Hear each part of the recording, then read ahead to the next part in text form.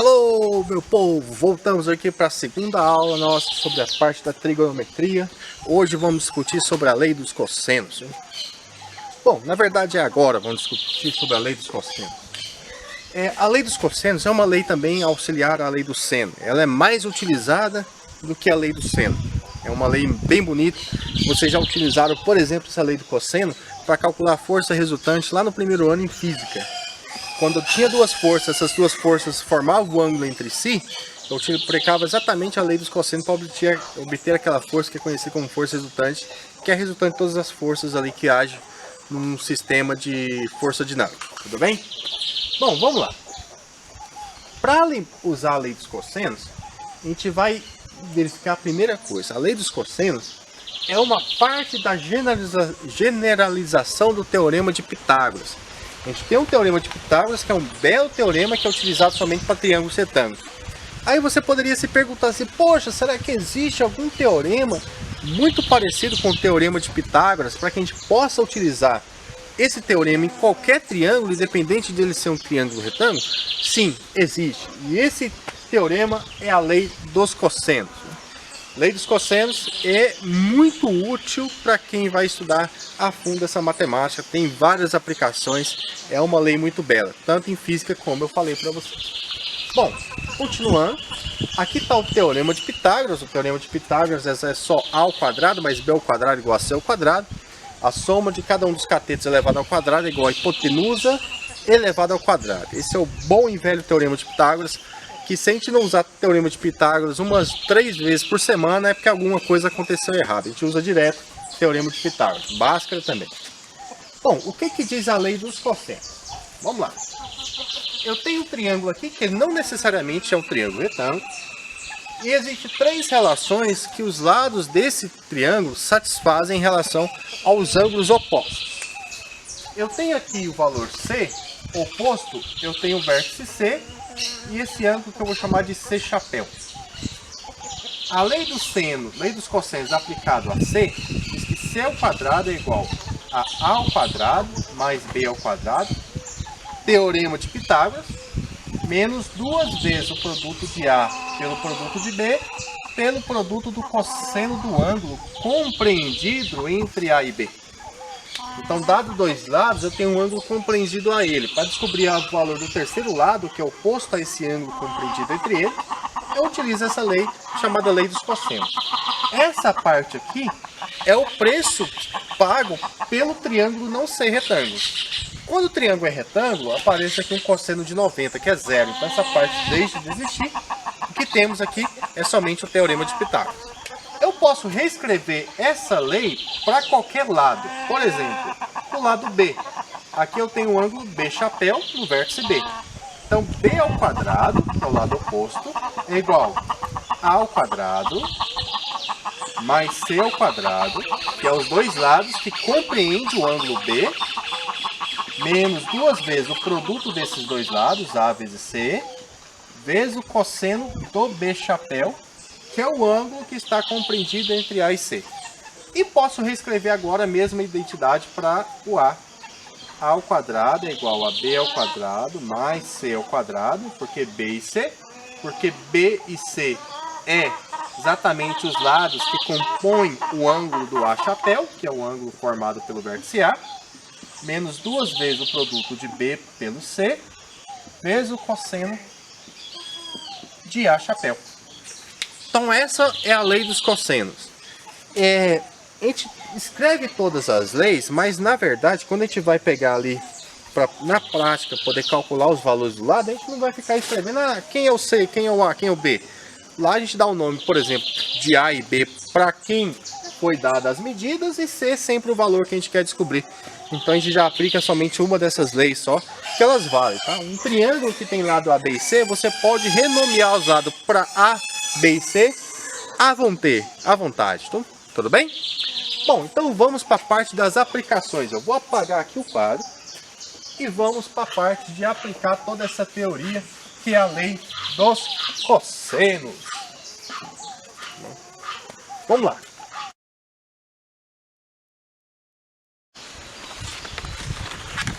Opa! Estamos aqui para fazer agora o exemplo da aplicação da lei dos cossenos para vocês aí que está em casa acompanhando esta aula de casa, hein? Vamos lá. Bom, na figura ao lado tem um triângulo ABC inscrito em uma circunferência de centro D.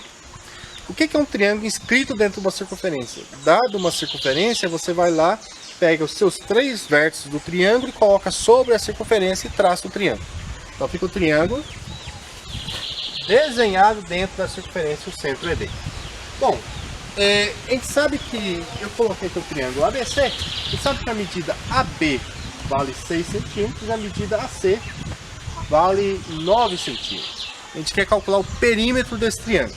Para calcular o perímetro desse triângulo, eu vou ter que descobrir essa medida aqui, que eu vou chamar de x. Porque o perímetro de um triângulo é a soma das medidas dos seus 3 lados. Tudo bem? Bom, veja só. Esse triângulo não é um triângulo retângulo. Para que eu possa descobrir uma medida de seus lados, eu posso aplicar a lei dos cossenos. Não dá para aplicar Pitágoras porque não é um triângulo retângulo. Para aplicar a lei dos cossenos, tem que ficar na sua cabecinha a seguinte ideia. Para que eu possa usar a lei dos cossenos, eu preciso ter medida de 2 lados. Eu tenho. Para que eu possa descobrir a medida do terceiro lado.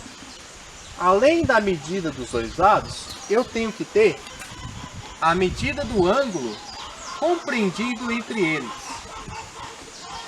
Então, para que você possa utilizar a lei dos cossenos, você tem que ter medida de 2 lados, que nós temos. Fora isso, tenho que ter a medida do ângulo compreendido entre esses 2 lados.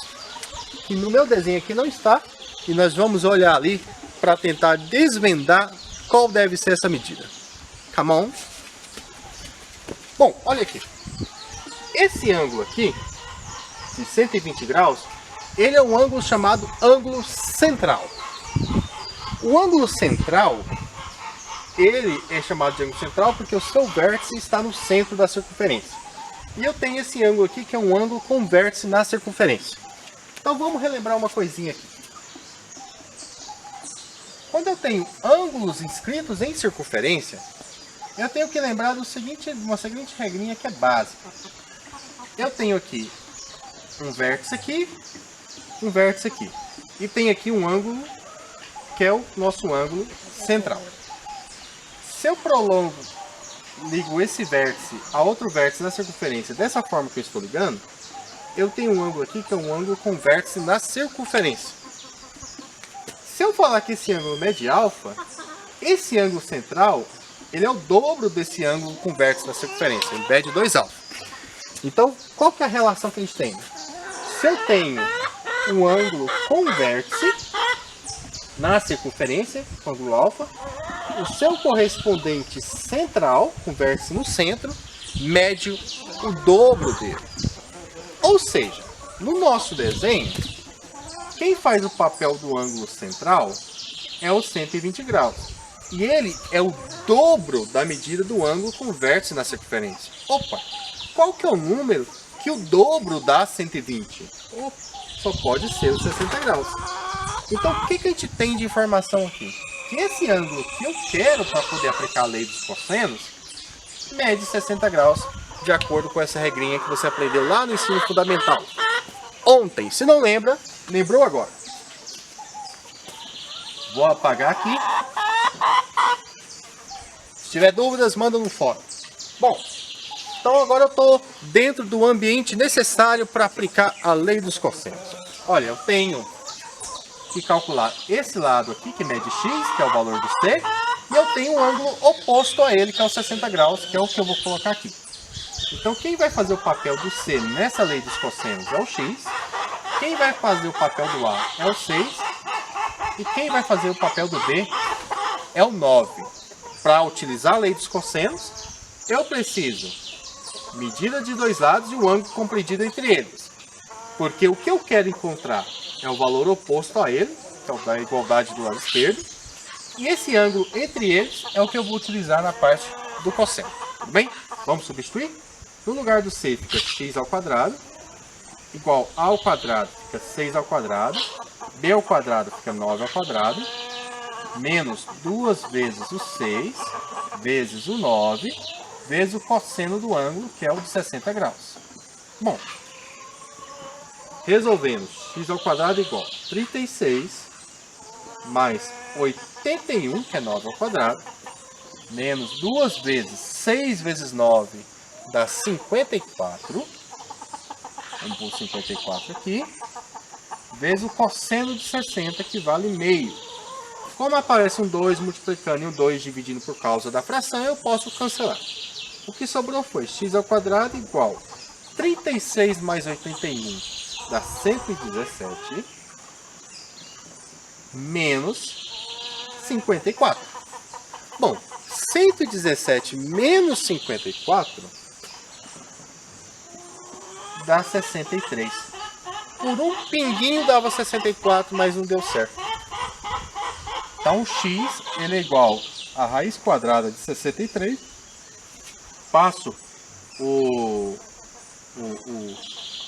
quadrado em forma de raiz, fica a raiz quadrada de 63. Geralmente a gente passa mais ou menos, como uma medida de comprimento, a medida positiva, fica a raiz quadrada de 63. Bom, olha, 63 dá para fatorar ele. Vamos fatorar o 63 aqui.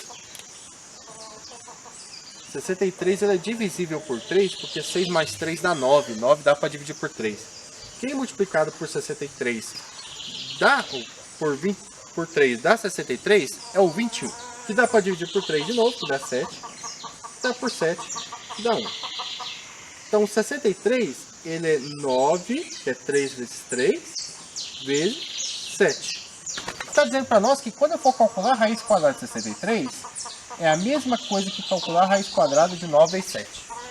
Aí você auto se pergunta, entre o 9 e o 7, quem tem raiz exata é o 9, que dá 3. Então sai a sua raiz fora e fica só o 7 dentro. Então x ele é igual a 3, que é a raiz quadrada de 9, 7. Prontinho, descobrimos o valor do x. Nosso x aqui, ele vale 3 raiz de 7. Bom, com isso daqui, quanto que vai dar o perímetro dessa coisa? Perímetro é a soma das três medidas. Seria 6 mais 9, 15. Mais 3 raiz de 7.